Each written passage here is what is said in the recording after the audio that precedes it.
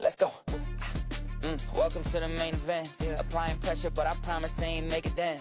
In their heads, living free, I ain't paying rent. Wake up in the AM, making G's like Mercedes-Benz. Whoa, yeah, please don't take offense. Welcome back, everybody. This is season 1, episode 9 of Cockriser, the show. I am Jamie Jones. I am Monique Jones. And we will get into some topics this week. So we're back from Panama. What a trip it was. You might have saw in our last podcast, we were down there. Of course, last week was a monumental week in history. Well, I even hate to say that. It was a week in history that was interesting. There's some parallels to other times in history that something like this has happened and other things that have happened, which I thought were interesting. So I'll just jump into it. There's this parallel between, believe it or not, super fights, boxing matches, and what's going on in the United States as far as where we think we are as a country and things that were happening. Back when Johnson, the first black heavyweight, back in the early 1900s, fought, and they tried to get this guy, I think his name was Jim Jeffries, to come out and fight him. He was Great White Hope. He was retired, undefeated. He came back. They fought out in Nevada and killed him. Johnson just beat him down, 15 rounds, knocked him out there, throw the white towel in. And the audience was so distraught that they went out and they started killing black people. And again, it was around that time when race relations weren't any really race relations. Then if you fast forward about 30 or 40 years, when you got the Bronx bomber, right? You had Joe Louis, who first lost to Max Shelley, but then beat Max Shelley. It was World War II. But because he did beat him, it galvanized the country. And then the country was also in World War II. And it's interesting that these things happen because, of course, then we fast forward to last week. And what happened with the assassination of Charlie Kirk. But then also at the same time, we saw ascend. We saw Terrence Bud Crawford ascend to heights never seen in boxing. And how that, I think, is kind of like a mirror of what happened more. I can't tell when it happens because now we've got these events going on and we're talking about political violence. And that was political violence back in the day when they went out and they killed in multiple cities, just murdered a bunch of black people because they were mad because a black man was the heavyweight champion of the world and beat the white champion. But then when a black champion comes in and beats a German and it's World War II, we can galvanize and that's all right. That's a whole nother subject, how it's interesting that we can be accepted, at least back then in certain arenas and how it galvanized.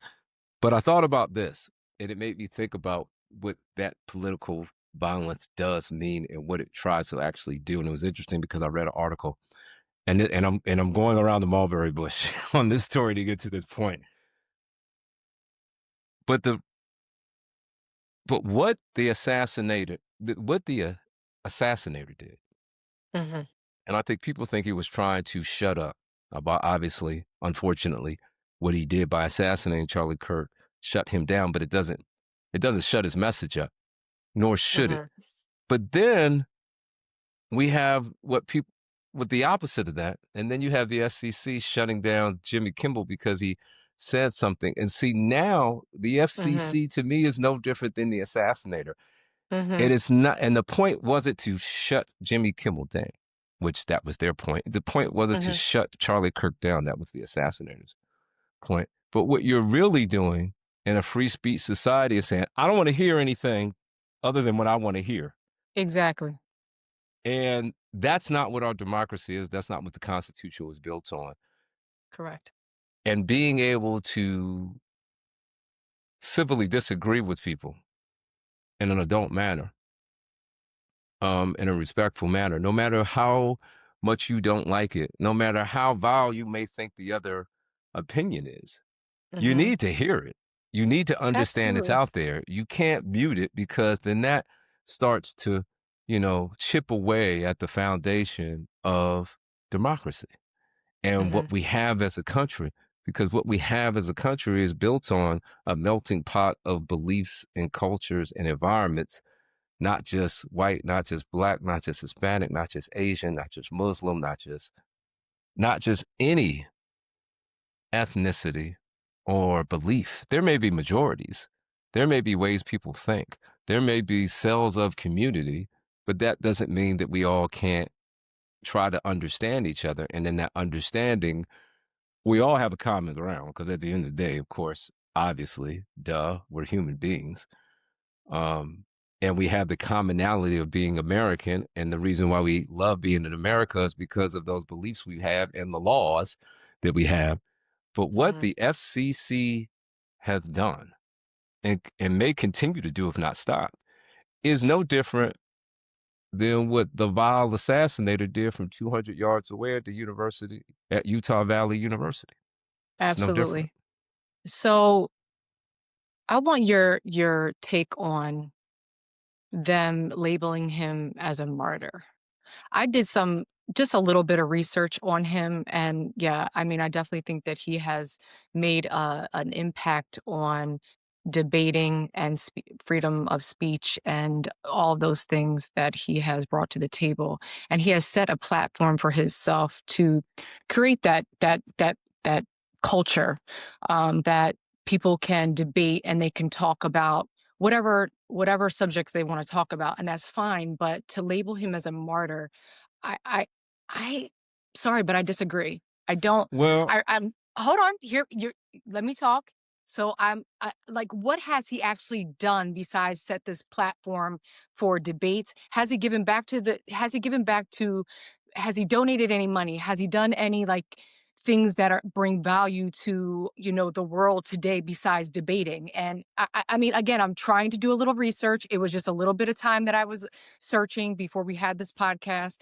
But a martyr, though, like, what makes someone a martyr? now I will say this. He did do a lot of, I think his foundation did Hmm. do a lot of good things on their side of their beliefs. They donated a lot of money. The Turning Point USA Foundation Okay. was quite frankly huge. It was a huge Oh, movement. There were a was it? lot of good Okay. things. There were a lot of good things being done. If you believe in those things that were good Hmm. things being done. Okay. However, I will disagree with you because yes, he's a martyr in every sense of the word, and that's not being a martyr is not necessarily an honor. Let's look at what a martyr means, and that's a Okay. great point. It's a great Okay. question. A martyr, Okay. a person who is killed or made to suffer Yes. because of their religious or other beliefs. Okay. Not the only definition. Number Hmm. two, a person who displays or exaggerates their discomfort or distress in order to obtain sympathy or admiration. He definitely was both. And the third, as a verb, those are the two nouns. As a verb, kill Hmm. or persecute someone because of their beliefs.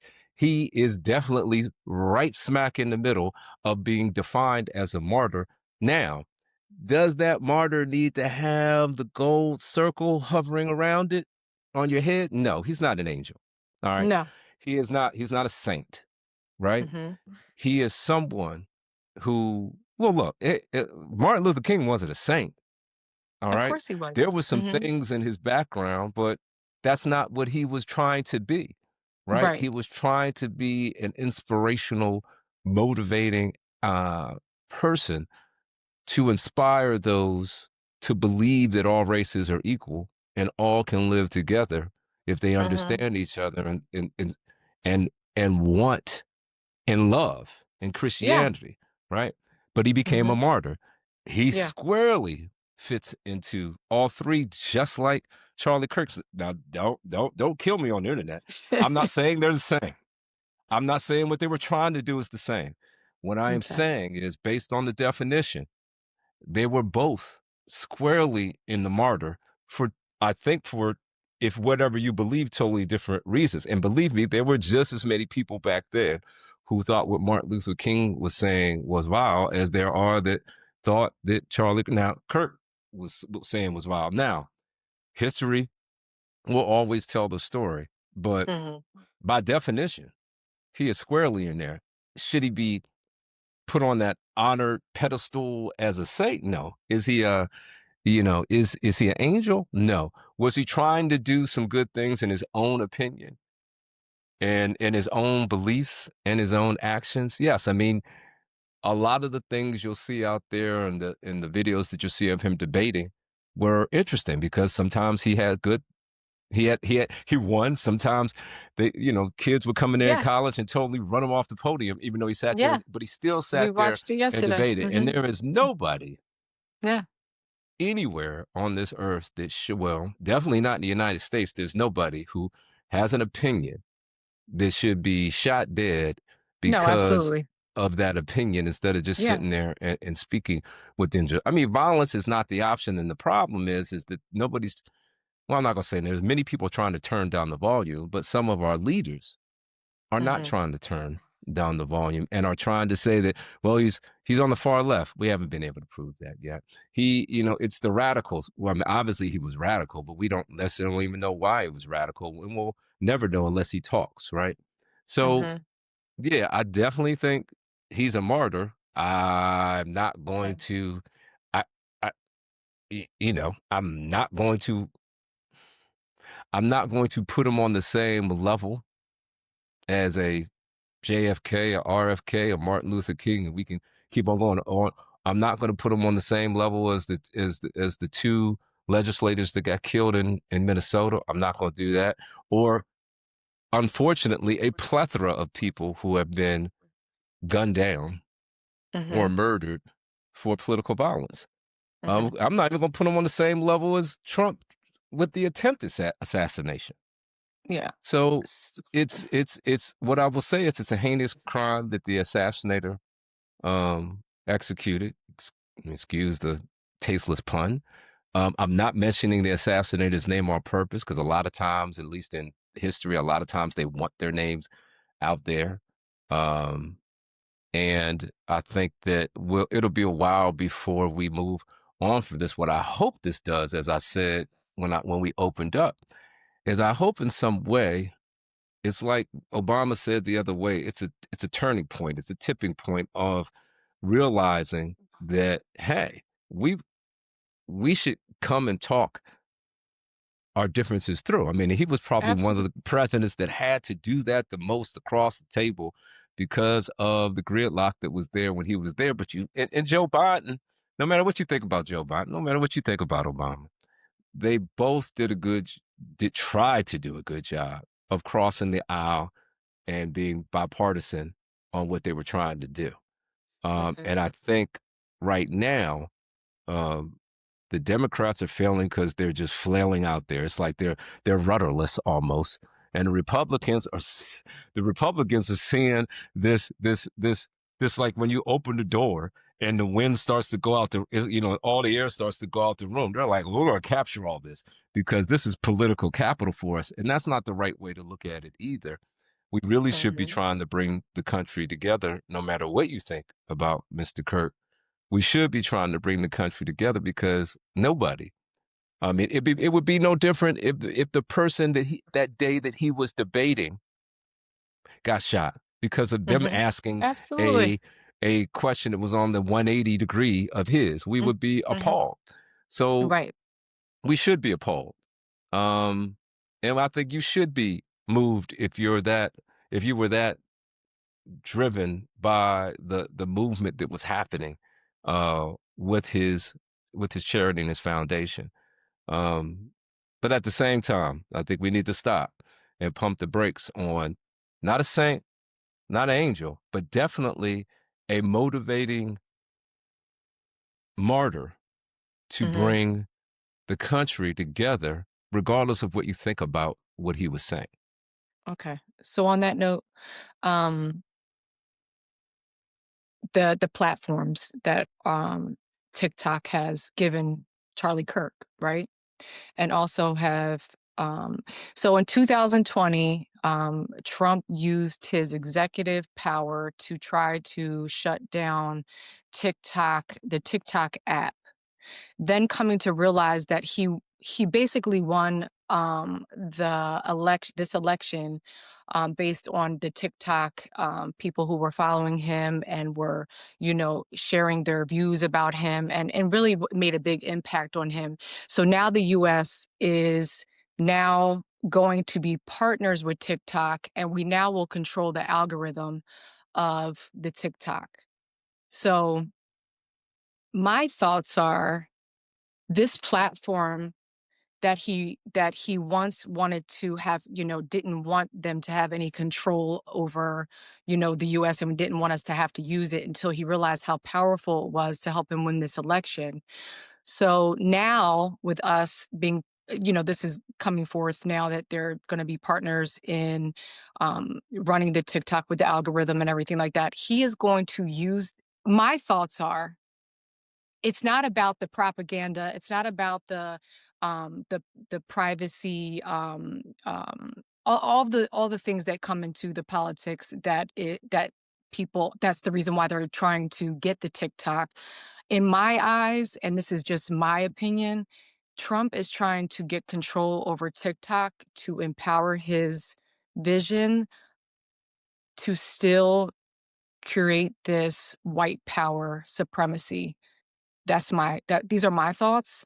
And he saw what it did for his election. So now I'm like, what I see is happening is that he's trying to take over that. The algorithm is going to now try, how if you talk about something, if you search something, the algorithm just picks up. So now it's just not the followers that were voting for him and advocating for him. Now it's going to be even more powerful if they control the algorithm of TikTok. These are just my thoughts. you know it- you have them, you have the white supremacies out here, starting this whole evolution of white power, mega, all of these things. And these people have now, since Trump has been president, they have now felt comfortable enough to come out into the public. And before it was hidden, like the white power and things, those types of things were hidden because it wasn't allowed. Now it's in your face, and there I feel like I'm scared for my children. I'm scared for my grandchildren. It's crazy. How did we get here? How did we get here? And what are Well, your look. thoughts about them taking over the TikTok and mm, and the algorithm? Well, I think we need to, like I'll say, pump the brakes again because we know we can't necessarily believe everything that comes out of Trump's mouth. Matter of fact, we can't even believe half of the things that come out of his mouth. Number two, he already has a social media platform called True Social that he owns, that Trump Media and Technology Group, TMTJ, own. Mhm. So that means that TikTok is a direct competitor to Mhm. TG, excuse me. And if you don't think Mhm. that he's probably more concerned about the wealth that he can generate from TikTok over ideology and all that stuff, I think you're mistaken. I'm Okay. stopping short. I'm stopping short with the white supremacy thing. That's always been out there. That has always been out there. They infiltrate every platform that's ever been out there, whether it's been newspaper, whether it's been Instagram, whether it's been those platforms are there because of, ironically enough, free speech, right? So I think there's some of that, but you go on to Reddit and you'll see even more, right? And we haven't been, we're not talking about that and being concerned about that. What Trump is trying to do, I Mhm. believe, and I don't even know if the whole we'll control the algorithm thing. Mhm. Um, because at the beginning, remember, it was supposed to be a national security issue because Right. they were infiltrating and they were molding young minds. So basically, what we're saying is we want to be able to do that. But remember, Exactly. but Mhm. remember, who owns the internet? Amer The United the States. US? We Yes, invented yeah. the internet. We Yeah. own the internet. All right. Yes. Yes. So we have always been doing what they said that the Chinese have been doing. They just started to do it the way we were like, whoa, this is working better. But let me tell you, ladies and gentlemen, if you Mhm. remember a little show out there that was on about 6 or 7 years ago called House of Cards, I always like to joke with my sister and say, because we watched it religiously, it's like, this is some House of Cards shit. Because if you go and watch House of Cards, damn near everything. And House of Cards was a show that actually started on on the UK side a long time ago, like I think back in the 70s, maybe. Yeah, and I did not like that And then one. they redid it on HBO. Oh, Mhm. it's classic. But all of this stuff that's happening right now, it's like it's happened on the House of Cards, even down to this with with candidates trying to influence social media and influencing algorithms, all this stuff, right? So I'm Mhm. just laughing when I say this because this and unfortunately assassinations and murders and all this other stuff we think it's sensationalized or it's like drama uh fictional drama, but all it does is mirror what's happening in society. And if you go back and watch House of Cards, you'll be like, wow, like this is the same stuff that's happening right now. It's almost like that they Yeah. get the idea from there. But that being said, so he owns a social media company. This TikTok is in direct competition. And actually, they're in competition with TikTok because TikTok is more popular in Truth Social. But that's part of it. Get your hands on that. And guess what? You get to understand the inner workings of the algorithms and inner workings on that. You can use that on Truth Social. So there's some trade secrets that could be trading on that they're not supposed to, but that's never stopped people who are necessarily corrupt. And I don't think anybody can doubt that the way Trump has gone about how he moves and how his family has moved is they move like no other first family has in the history of US presidency in trying to gain wealth while they're here. But because the Supreme Court gave him you can't prosecute anything the president does. You can't prosecute him. He basically can't break the law when he's in office. And he's got 3 more years. He said, I got 4 years and then I got to get out of here. I'm going to do everything I possibly can. And you guys can't do anything to stop me. So he just f- so I don't know, is the Eastern Virginia who was it? It was the district attorney. I don't I can't I'm Yes, sorry. I'm like he's moving out the top lawmaker. I right believe it's in Virginia because he didn't because they won't go because he after didn't one of find his any political. evidence of Listen, for James's it's not because he didn't find any evidence. He didn't care about the evidence. He wanted the person prosecuted because the attorney general wouldn't move forward with prosecuting, and it didn't matter what but the reason was. right, but and then supposedly he had 2 Democrats that were, I don't know, like, congratulating him or whatever the Right. case might be, but he is trying to take this woman down for mortgage fraud or whatever the case might be. But he is trying to set a precedent that basically, "You don't do what I ask you to do, I'm getting rid of you." But he's already done that. That's not a Yeah, but he precedent for him. continues to do it, and it's All right. scaring people. It's not the first time he's done it, and Yeah. until he's stopped. But look, the Supreme Court already set that up for him that he can push the envelope beyond the envelope. He can cross all the lines until they tell him to stop. Just like he asked Mhm. for total control of the economy. Mhm. And that's simply a power play. But the thing is, if you give somebody total control of the economy, they can print as much money as they want. They can put money wherever they want. They can stop paying. That was the whole thing. It's like, I don't want to give all these funds to this foundation over there that we promised we would give, or this country over there that we promised we give. In the cloak of, hey, we can claw back money to lower the deficit. I'm gonna move this money over here. No, that's probably not what you want to do. But guess what? If I have no reins on you, if I have Mhm. no checks and balances, and that I think that's what everybody's so as, astounded by is that he's he's challenging what nobody has challenged, no president has really challenged before, even though they have, but they've done it subtly. He's just doing it so unashamed and just, hey, I'm coming at you and I'm coming at you full force. Tell me why I can't do that. And until you tell me why I can't do that, I'm going to do it until you stop Mhm. me. Mhm. It's a interesting tactic. It's a tactic that he couldn't do when he was first 4 years because he knew that could jeopardize his next 4 years. But now that he's in for his next and last, he's running the race full speed. And remember, he's not a Yes. young man. Yes. So he's actually a lame duck president who's fortunate that he's got the majority of the Congress behind him. as Republicans and the Senate, I mean, the majority of Congress, Senate and the House, that he can get away with certain things that other presidents couldn't. And the fact that Mhm. he's stacked the table or seemingly stacked the table of judges on the Supreme Court. But some of them are starting to push back now it's interesting after they gave him immunity. Um, and at first glance, you think it's really, if you look at the presidents that are passed and the president's highest office, you're thinking it has the highest moral responsibility of the person we voted in. But we didn't vote in a person.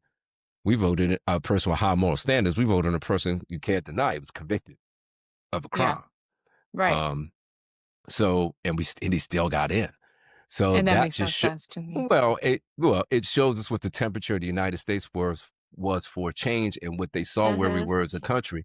Now we're dealing with that. And some of Mhm. some of those that supported him are feeling even more of the pain in the economy and in the way of life than they were prior to. So they're rethinking that. But why does he care?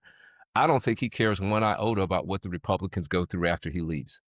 No. Because as a former president and as a even more billion of a billionaire, you're going to have, what are you going to be worried about? He's setting up his family. He's setting up his trust, his wealth, so they can be the next ones in line. Which nothing wrong with doing for your family, but if it's being Absolutely. done in a very nefarious way, then Right. and hurting the American people and hurting the perception of America. I mean, we used to be one of the most sought after passports in the world. Mhm. I think we're now like in the middle of the road, which we've never been as lower as we are right now. That being Mhm. said, I still say I'm not moving anywhere. I don't care. I mean, we've you've been to other countries, I've been to other countries, we've been to other countries before. I can speak for myself when I go, hey, this is nice, but it ain't the it ain't the US. It is not the Yeah. USA. It is not the same thing. There is a reason we have the best economy in the world. And I know our education numbers are down, and I know certain countries have a different have a higher stand or at least a higher rating in healthcare. But I go, all right, we could do the same things. We just have to pay for it. And if you Yeah. want to pay for it, that's fine. Nobody wants to pay for it because you want to pay for it in a meritocracy in a sense. Like if it's the best, then we'll pay for the best. Just like, we go after pharmaceutical companies and biotech companies, and I must admit, Mhm. I'm a little bit biased because of my background.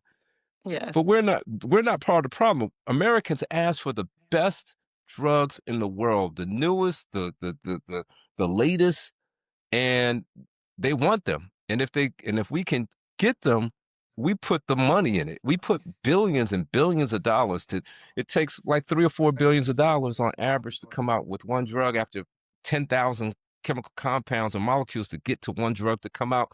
And I'm not even talking about how long it takes. And then you got a 20-year patent to try to get back that money. By the time you come out with it and you can actually sell it to the public, of course, through the proper channels, you only got about half of that time at best on average of recouping that investment. And this is the only country that's a fair market where you can say, here's the price.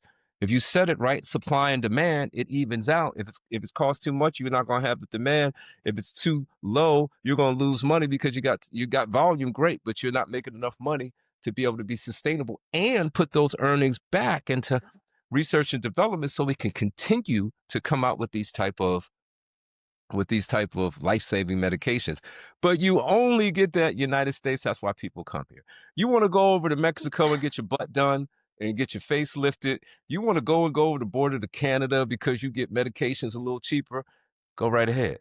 But you're going to come back here because this is the best country to live in, no matter all the problems. Like we're the best family on the block, no matter how much we fight inside the house. When we go outside the house, we're still that family. Just like he's Y him, we're them in the world. you know, this wasn't a subject that I wanted to talk about. It wasn't, like, something that I was thinking about until you just brought it up about, the drug, companies, the pharmaceutical companies and things like that, and, people want these drugs and things like that. So, what is your take on um, the Oxycontins and the, I the what's the word I'm looking for? The Opiates? epidemic? Is it epidemic with the opiates, the Yeah, opioids? it's Like, epidemic. right. It's epidemic. So it's an epidemic. I don't know, has anybody ever watched? I'm from New Jersey and from Philadelphia in Kensington. There is a live stream that constantly is being shown about these people that are on these drugs. And I don't even know if it's still the Oxycontin, but what I'm saying is that this pharmaceutical company knew that this drug was addictive and they still put it out there, and there was doctors that were prescribing this medication with, I don't know if the doctors actually knew how addictive this medication was, but I know that I had watched a documentary and there was a doctor that was prescribing it to like all of his patients because their drug reps would come in, educate them on it, maybe not giving them the full education on how addictive this medication was. And then the doctor started to take the medication and became addictive, and he lost everything, like most people do that get addicted to this opioid drug. And I just want I want your outlook on it. Like, what are your thoughts about that in particular drug that was being given to people without really understanding the full extent of the addiction behind it when the pharmaceutical or when the company itself knew that this drug was addictive? What are your thoughts? I'm not going to defend, and I forgot the company that it was. I'm I not going to forget too. defend, and they're on the tip of my tongue. It will come to me. I'm not going to defend it, but Do No Harm. And Do No Harm, I believe, is the name of the miniseries, and there's a reason Hmm. that they named it Do No Harm, because that's what medical professionals are supposed to.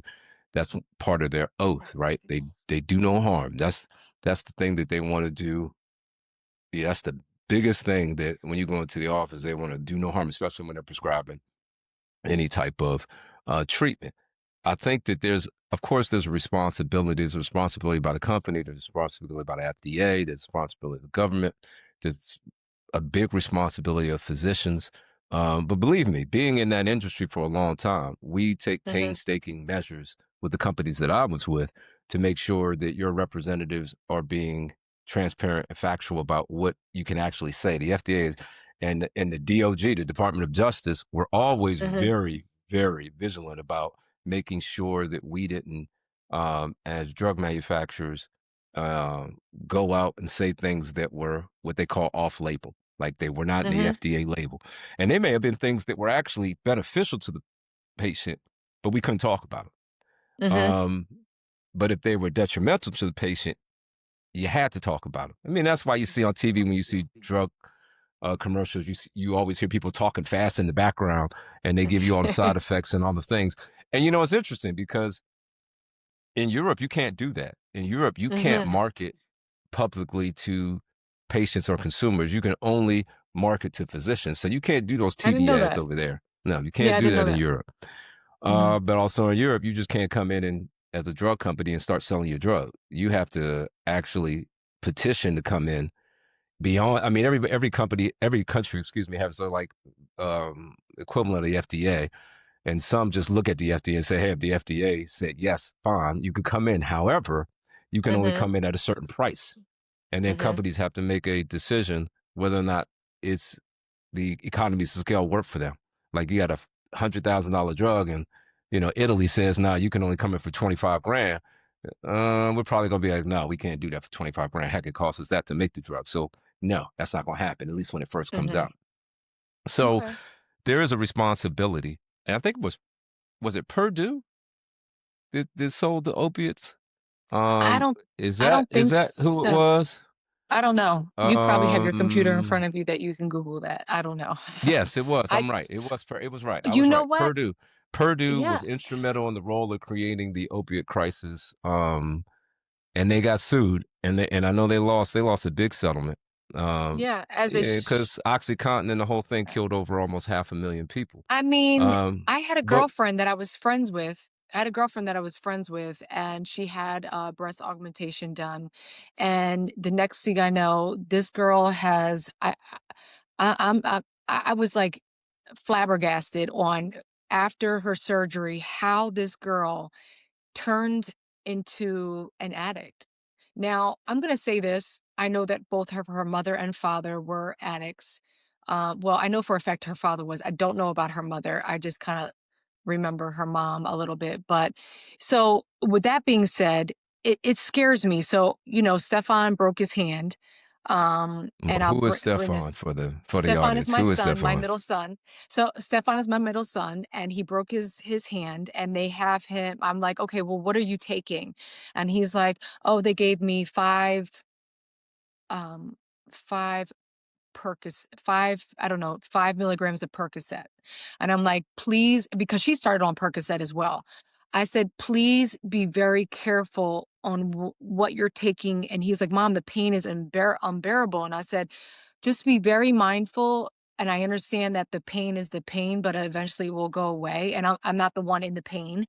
However, I know that when I gave birth and I had a C-section, I took one Percocet and I was like, I will never take that again, only for the fear that I just didn't ever want to get addicted to it. So I think for me, I'm like, it's a mindset to say, you know what, I will deal with the pain before I'm going to take this drug because I'm always and addiction to me doesn't even run in my family, but I was always scared to try certain things because I didn't want to be addicted to it. But getting back to Stefan and his hand, I'm like, how are you doing? Are you making sure that you're taking the recommended dose for your hand? Please do not take more than you have to because that is a transition to getting addicted to that painkiller. And it's just not taking away the pain. It's almost like it's relaxing you, it's making you numb to things. So I that is a big scary thing. That is scary for me watching my son have to take this medication for his broken hand. So I can only imagine, the families that people, like I said, the doctor that got into the car accident and then started taking Perk 30s or the Oxycontin and then lost everything over it because he was addicted. And it was like that's all he cared about was his next fix. Well, I This is mean, a this phys- goes back to what you said. Let's not demonize opiates, and let's not demonize I'm drugs. not. No, Yeah, but I'm what I'm not. saying is, let's not demonize the drug because the drug, the fact is, the drug is so good and Yes. so effective, and Yes. people have, I mean, pain is pain. So you could say I can Yes. deal with it, but what you consider to be a 6 on scales of 1 to 10 may be a 11 to somebody else. So it's different every time. The Mhm. responsibility comes, and this is the problem with capitalism. And this is one of the issues that we have as a family in the United States and our market is that where there's capitalism and you can make a buck, there's greed. Yeah, And where there's absolutely. greed, then the morals go to the side. So it's not the drug's fault. It's not even the Mhm. manufacturer's fault for doing and spending all the money on a clinical trial to come up with a life altering, life changing medication for unmet medical needs. Then it comes Absolutely. to, but then it comes to who's responsible for, and there's many people in the system that are responsible. What are the checks and balances? And then there's the black market. And it's the black market because the drug was so good, so Mhm. effective, and there became a, you know, a social need for the drug, and that becomes addiction. But the same thing has happened in many industries, just not as I mean, just the devastation of the amount of lives that have been lost. So that's what it is. And then once you go down that slippery slope, at the end of the day, you get caught and you go to court, you get convicted because you didn't want. It's not because you wanted to. You didn't turn yourself in, right? Purdue didn't turn themselves in, right? So that's the thing, right? It's like you start getting away with it and then you go down that slippery slope. But at the end of the day, the drugs are good if they're used properly. But see, what you were talking about your son goes back to responsibility of caregivers, clinicians, insurance companies, and such. Because look, drug companies make the drug. We make sure that we go out and market the drug correctly. we don't always do that properly. Obviously, there's bad actors in every industry, but then it Mm-hmm. comes down to you got your patient profile, and that's what you were talking about with your son. Your patient profile. What is his history? Has he been addicted before? What's their Mm-hmm. pain threshold? Has I he dealt with agree with anything you. like this? And if that's not there, and if that and if and the only way you get that is from the patient and from medical records, even if and still if it's not in the medical records because the patient doesn't say anything, then it's still not there. And then you get clinicians and doctors, and this is 0.01%. So don't come for me. Okay, I'm don't not. come for me, first responders. There are doctors who have who have sympathy or empathy for patients, and they give them to them because they don't want to see their patients in pain.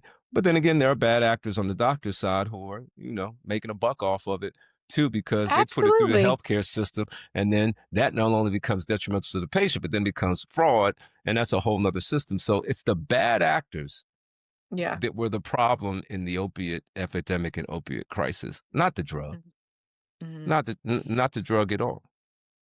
No, but let's talk about doctors. This was a subject that I wanted to talk about. I realized that now that I'm older, middle aged, that and that now that we moved and I'm looking for new physicians. And I said to myself, I'm like, oh my God, like I don't want before, like when I was younger, I didn't care if it was a man. I didn't care if it was a woman who was younger than me.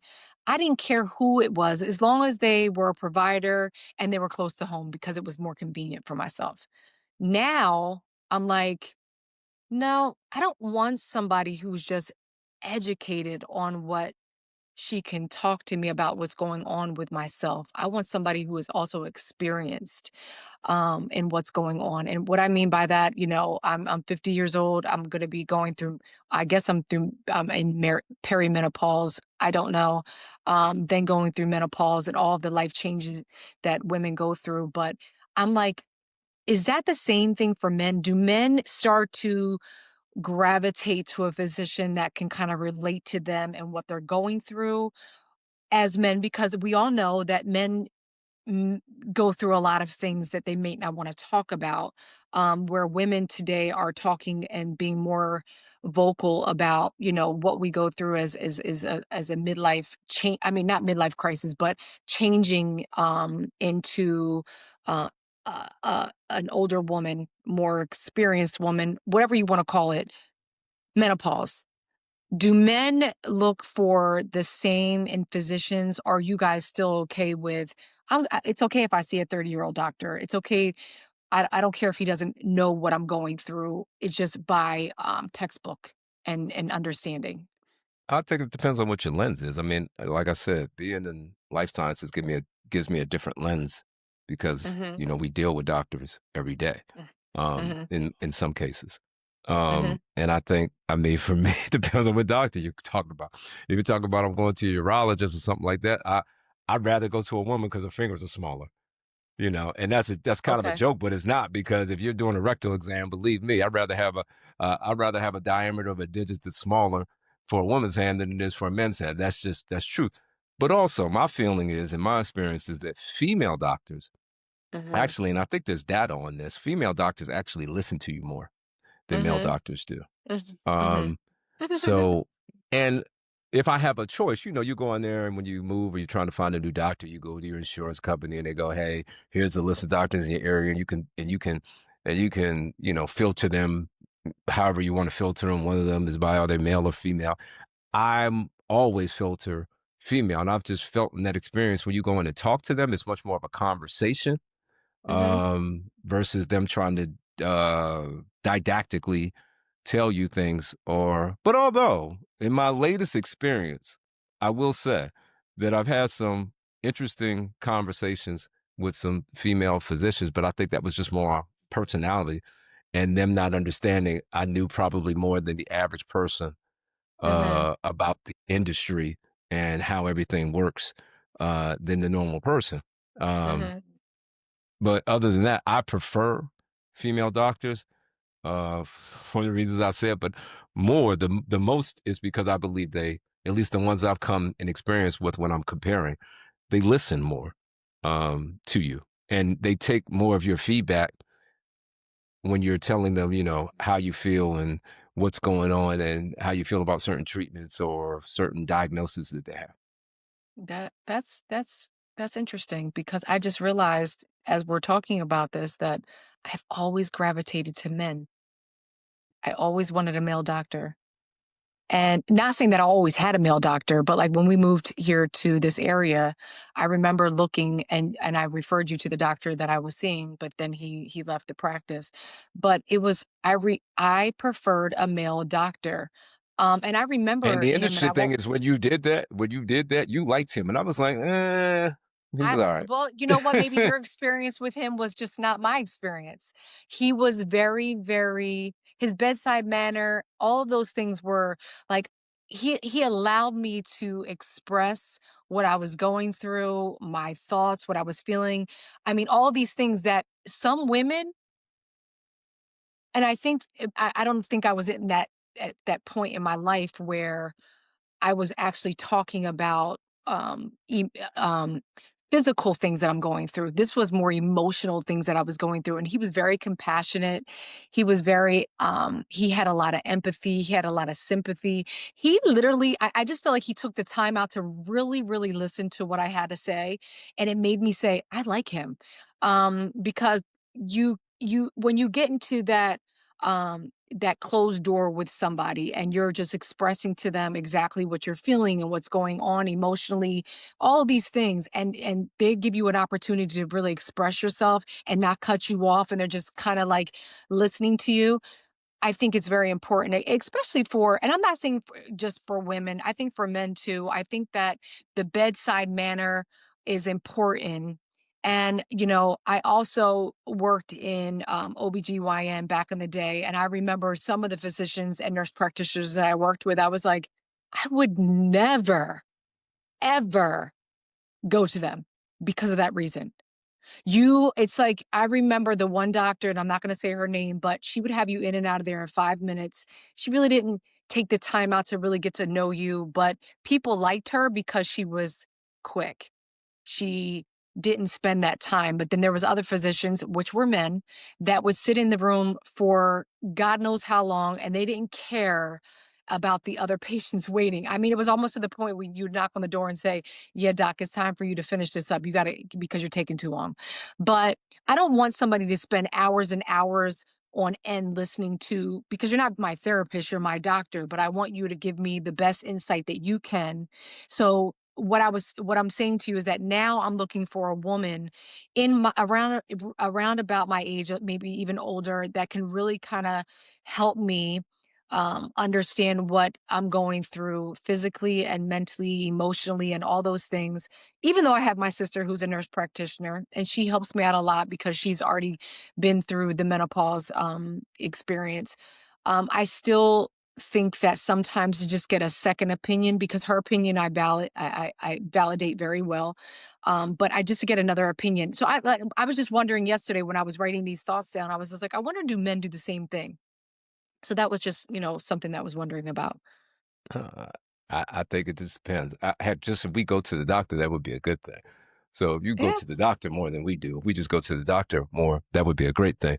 So before we get off today, I want to give some shout outs because some remarkable things have happened, not only last week. I want to talk about and people to recognize what we actually saw last week on the good Okay. side, on a happy Mhm. side. Let's end this on a high note.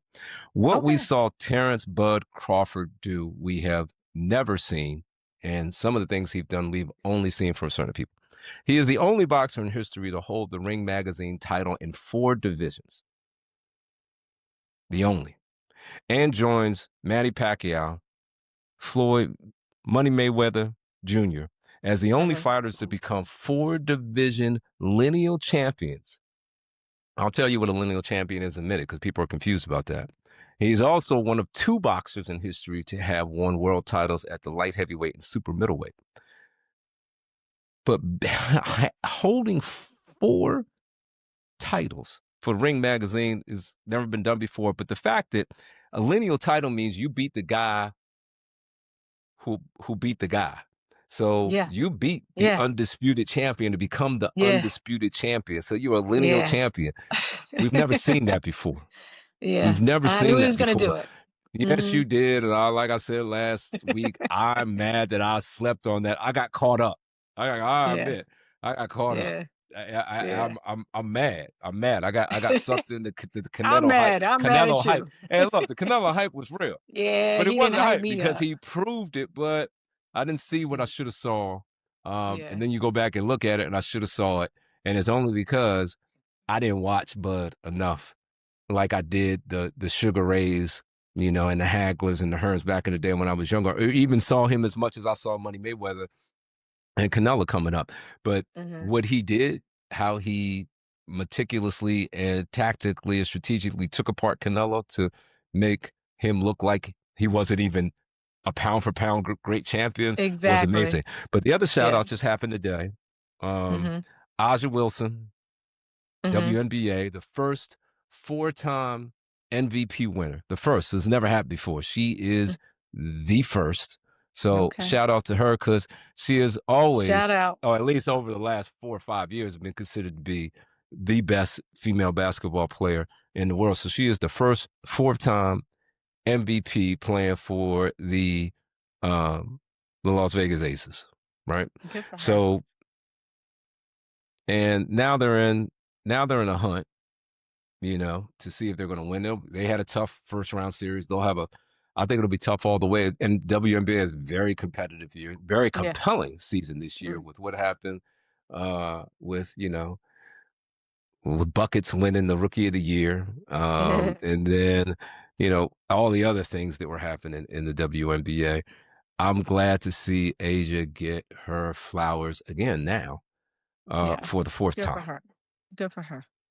So, anything you want to end with on season 1, episode 9? If you don't understand us, keep on watching and you'll understand. That's all I If have you to don't say. understand us, keep on watching because you don't understand. I don't know if I can beat that. So let's just end on that.